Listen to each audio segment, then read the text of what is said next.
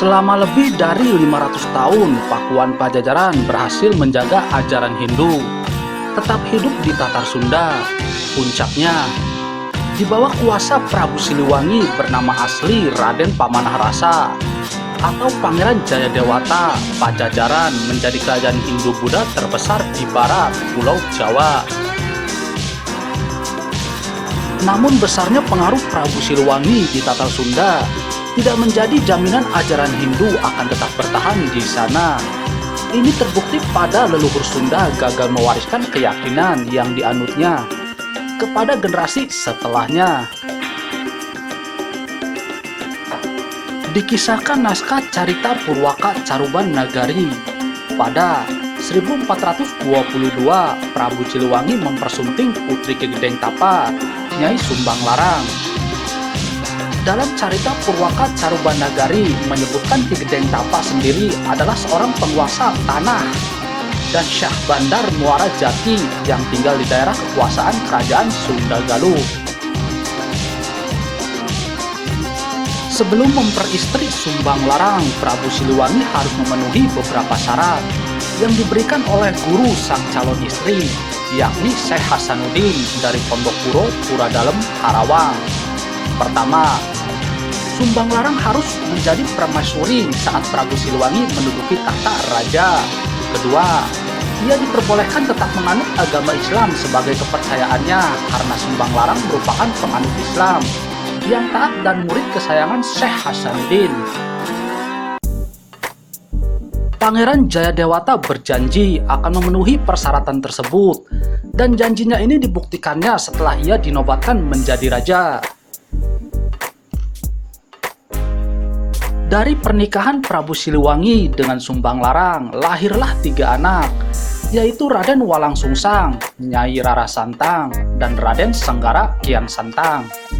Ketiganya dibesarkan dalam kemewahan istana dan 2 agama yang berbeda, sang ibu dengan Islamnya dan sang ayah dengan Hindunya.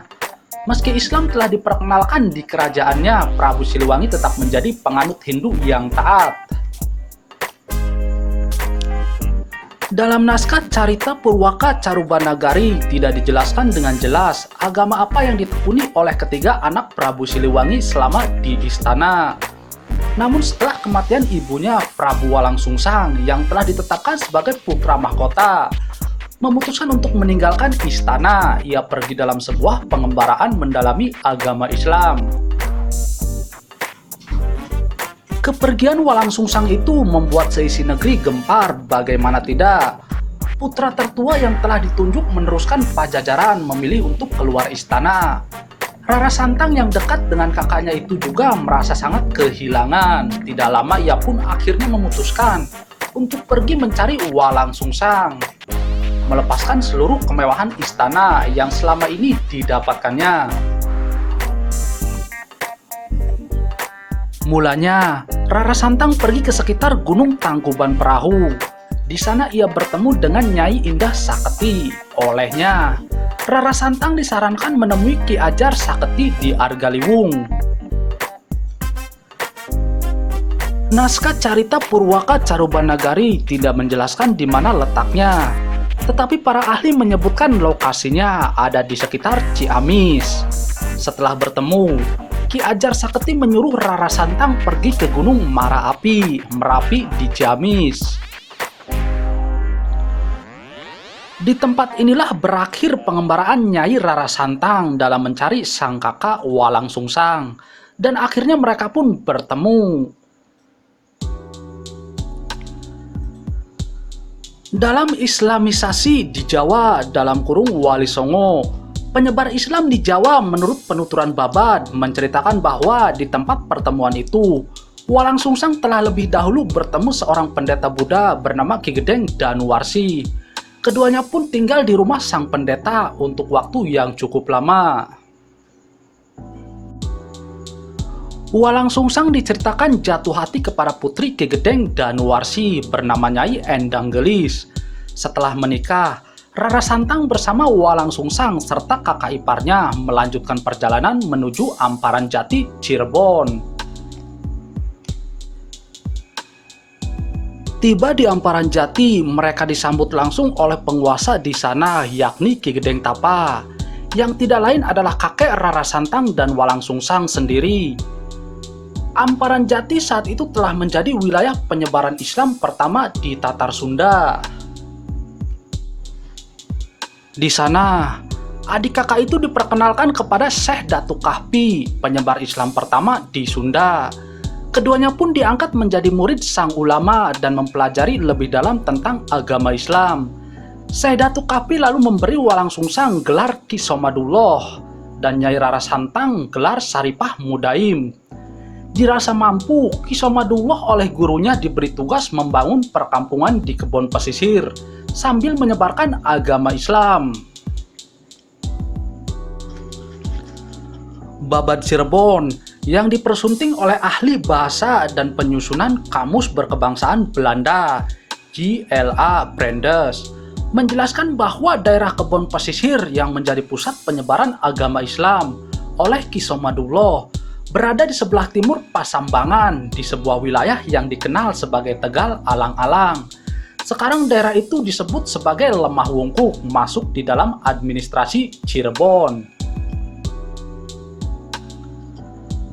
Setelah berhasil membangun kebun pesisir menjadi salah satu pusat dakwah dan dagang di Cirebon, Ki Somadullah dan Saripah Mudaim disarankan oleh Syekh Datuk Kahfi pergi ke Mekah untuk menunaikan ibadah haji. Mereka pun mengikuti saran gurunya tersebut di Tanah Suci. Keduanya menetap di rumah Syekh Bayanullah, adik Syekh Datuk Kahfi. Ketika sedang melangsungkan ibadah haji di Mekah, Saripah Mudaim bertemu dengan suaminya. Penyebar dan penegak Islam di Tatar Sunda menyebut kalau suami Saripah Mudaim adalah Maulana Huda, seorang sultan di Mesir yang menguasai Jazirah Arab. Ia bertemu dengan Maulana Huda saat berkunjung ke Masjidil Aqsa. Masjidil Aqsa yang terletak di kota Yerusalem yang kini di bawah kuasa Israel, walaupun masuk ke dalam wilayah Palestina. Maulana Huda yang saat itu sedang dirundung duka setelah orang yang sangat dicintainya wafat, memerintahkan salah seorang pejabat istana, Qodi Jamaluddin, mencari seorang perempuan yang memiliki wajah mirip istrinya. Setelah cukup lama mencari, sang utusan menemukan Nyai Rara Santang sedang beribadah di Masjidil Aqsa. Ia menilai perempuan asing ini sesuai dengan kriteria yang diminta Sultan Maulana Huda.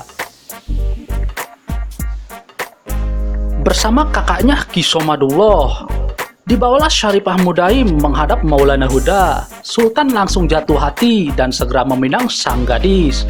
Saripah Mudaim menerima lamaran itu, tetapi dengan syarat bahwa dari pernikahannya akan menurunkan anak lelaki yang akan menjadi penyebar agama dan penegak kekuasaan Islam di Tanah Sunda. Setelah pernikahannya, Saripah Mudaim ikut Maulana Huda ke Mesir. Sementara Ki Somadullah kembali ke Amparan Jati untuk melanjutkan dakwahnya. Seperti diketahui dari pernikahannya, Saripah Mudaim dikaruniai dua orang putra, yakni Syarif Hidayatullah dan Syarif Nurullah. Sesuai kesepakatan, setelah menginjak usia yang cukup, Syarif Hidayatullah meninggalkan Mesir untuk menyebarkan Islam di Tatar Sunda. Sampai kemudian hari, ia dikenal sebagai Sunan Gunung Jati, wali penyebar Islam terbesar di Jawa Barat.